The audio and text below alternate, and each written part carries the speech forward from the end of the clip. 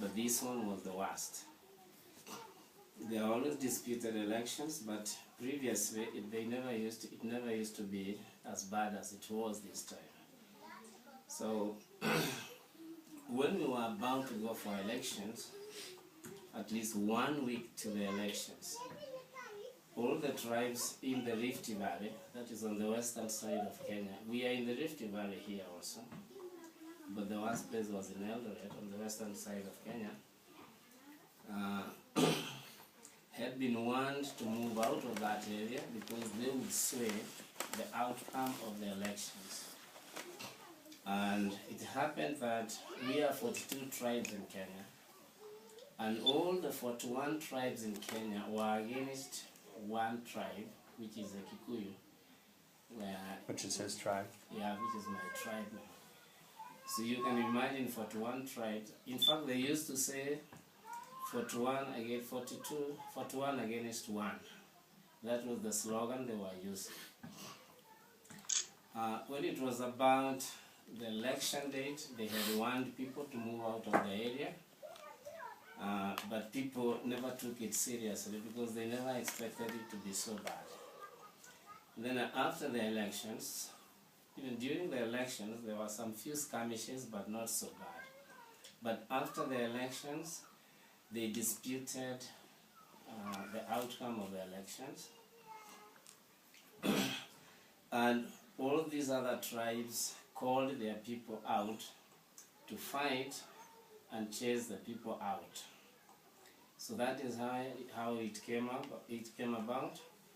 It went for almost 3 weeks continuously, fighting almost during the month. This time they didn't want us to leave that place alive, because they said if we left alive, we would either retaliate or we would sway elections in a future date.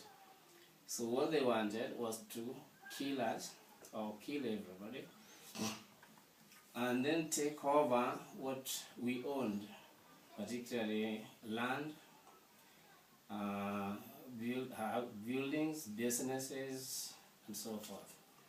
Most of us had lived there for more than 50 years, 60 years, 70 years. So we were not new in those areas. We had big, large tracts of land. You would find somebody who had 20 acres, another 50 acres, 10 acres, 5 acres, a permanent house like this one, agricultural machineries, tractors and combine harvesters and so forth for harvesting wheat. They were all burnt down. The houses were set on fire, and they would kill anybody inside, and these things used to happen during the day. So you would see your neighbor being hacked with a machete to death, or being raped in the open, either a relative, a close person to you, your relative or somebody like that. Sodomization was in the open as well, and all sorts of atrocities took place that you could think of. And most of the security agencies happened to be also on their side. So when we ran to police stations, we would be moved out because they would threaten to overrun the police stations as well, because it was well organized.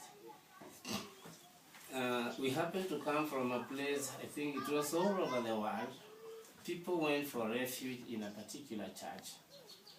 Then the raiders closed the church from the outside and set the church on fire. The adults or the grown-ups would throw small children out of the window to save the children. But those people from the outside would throw the children back into the inferno. Actually, some of the children came to Kijabe Hospital. Yeah, when I arrived in August 08, we immediately went and started assessing who was in the hospital at Kijabe, because I was taken over there, and there were several children that were still there on the pediatric ward who were still getting grafting and plastic reconstructive procedures for the burns from 8 months before.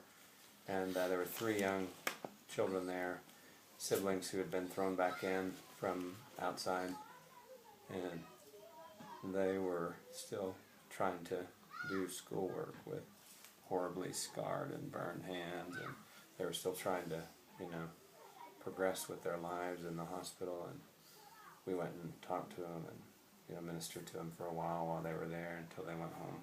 But that was how we first came to know about how bad it was.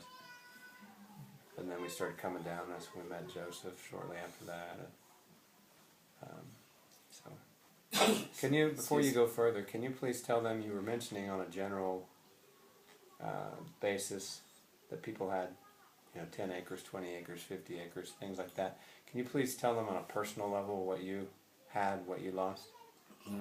I personally was very comfortable at that place because I had lived in that place for most of my years. I wasn't born there, but I went there when I was 5 years old. I had 10 acres of land. I was running a business, electronic business, as well as farming. My children were going to a better school. I was driving. I had farming machineries like tractors and so forth. And I had a permanent house, a better one like this one. But when the fighting took place, we left without anything other than the clothes that we had on our bodies. Because they would come and set such a house on fire. So you would be lucky if you were to leave this place alive. If you happen to board any public vehicle or any personal vehicle, they would make sure that the doors are locked and then set it on fire as well.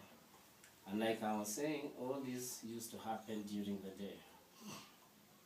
So during the process, the government was unable even to contain the situation, because as you hear, all the 41 tribes were against one tribe, and some of the security forces happened to come from the other tribes as well. So it's like they were also supporting the raiders and so forth. We went to various transitional camps. When we went to police stations, we were driven out. We went to church compounds. The churches, some of them were threatened. They would be burned down. And most of the churches also, some of our pastors and the people we used to fellowship with would also be part of the raiders as well. So in the process, we even lost faith in God, because we wondered, is your own pastor is the one coming with a machete during the day and is hacking your neighbor to death, and you are pleading with him or any of the church members, please leave that particular person alone or something of the sort. Then we went to a certain Roman Catholic church had a very big compound, and we all happened to go to that place. The bishop of that church happened to be a Kalenjin, and he is still the bishop up to now. That's a tribe. Yeah, That's one of the tribes that was trying to kill them mostly. And after 3 days, they came to him and gave him a warning. If you don't want us to church your church down and destroy everything within the compound, move out these people. That's when we were also moved, and then we were taken to an open ground, which was, we used to use it for agricultural exhibitions and showgrounds and so forth. And we were lucky because International Red Cross and some of the security forces who were not siding with them happened to give us some security. We were about 20,000 at that particular time. And you stayed on the sports field? Yes, We stayed in the sports show field ground, for more than 6 months. 6 months. Without clothes, without food, sleeping in the open. That is when Habitat, the International Red Cross and Kenya Red Cross used to come and provide us occasionally with the tents, some few tents, and well-wishers would bring some clothing. Those who would manage to sneak around, and some foodstuffs as well. We were cooking in the outside. There was no sanitation, no toilets, no water, no anything. 6 months. 6 months. Eldoret, near Eldoret? Yeah, that is in Eldoret town. It's called Eldoret Showground. Yeah, Eldoret Showground. Yes. It was a big, massive camp. Then within those after the 6 months, the government decided to pay us 10,000 Kenya shillings. That's equivalent to how many dollars? About $100 each. About $100 Well, yeah. each household Yeah. for our own subsistence upkeep. From the 10,000 or from the $120, 120. we organized ourselves. We decided to form a small self-help group, me and another group of people, and requested our people not to misuse all that money, but contribute a few of it so that we can get a chance of moving out of the area to a safer place. Okay. Out of the 20,000 people, only 235 people contributed what we needed. Actually, we wanted an average of 2,000 Kenya shillings only. And with the 2,000 Kenya shillings, we came and purchased 2.5 acres of land out there where there are still tents. You've come from the Rains area, Yeah. where there are some water tanks there. Where we drove past the 2 black water tanks on the way in. Yeah, that is where we bought 2.5 acres initially, and all the 235 families came and settled on those 2.5 acres at night. The government gave us transport. We came with 20 buses at night because we could not leave during the day. The government was happy because we are leaving the area, because they were getting embarrassed. The international community was asking the government, how can people be living in such conditions when there is still a government in place? So when we said we would like to move, they were very happy to give us transport. But on the other hand, we felt a little bit cheated, because rather than instead of the government giving us security in our own places and so forth, the same government was helping us to run away from our own natural homes. But all the same, we came all the way here up to this place, which is around 300 miles from Eldoret to here. And when we came and settled here, we came with the same tents that we had been given 6 months earlier, and the tents are supposed to last an average of 3 months, so they were worn out. We spent 2 weeks here in the open, cooking in the open, sleeping in the open. We didn't Cooking have what? anything, because if you cook anything around this place, you can't eat by yourself, so everybody comes, but we decided the children and the old people, the elderly people, should have their bite first.